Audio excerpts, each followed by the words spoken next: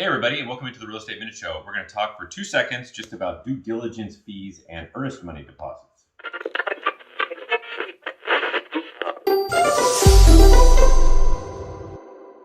Hey everybody, and thanks for giving me a couple minutes of your time. Welcome into the show.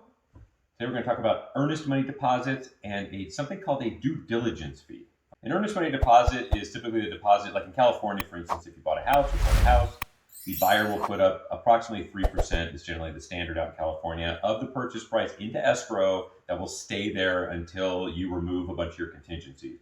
Previous episodes, go back into the library. You'll see episodes, we've done a few of them now, on inspection contingencies, appraisal contingencies, loan contingencies, etc. And we'll get into that in detail. But once you remove all your contingencies, that money, that 3%, is now considered non-refundable. Okay? Before that, it's totally refundable, and you can get it back if those contingencies don't meet and they fail.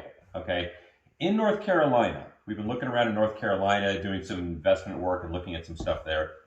They have something called a due diligence fee, and I'm just bringing this up to you in case you've been contemplating leaving California, which a lot of people have, a lot of our clients have. What you may encounter in some other states. In North Carolina, it is in their contract, actually, something called a due diligence fee in addition to the earnest money deposit in a lot of cases.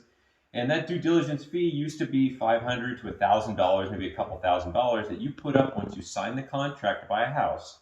And no matter what you find wrong or not with the house, whatever you find, that money goes directly to the seller in a check, and they deposit it, and it's gone. So that's money that's just gone.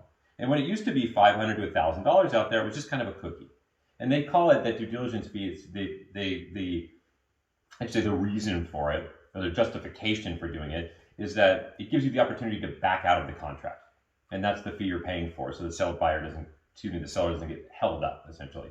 So this due diligence fee now, because of this market, has been crazy, right?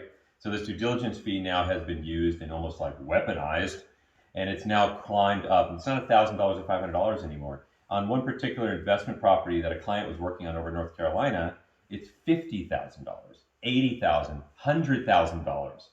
We've been told that in certain areas in Raleigh where it's really, really hot, people are putting up the entire purchase price, $1 million, $500,000 as due diligence fee, non-refundable, can't get it back unless the seller defaults, which is kind of rare. So that's what's going on in other parts of the country. And if you're seeking out other places, like you hear a lot of people talking about Idaho, Tennessee, Texas, some people are moving up north to Oregon and Washington.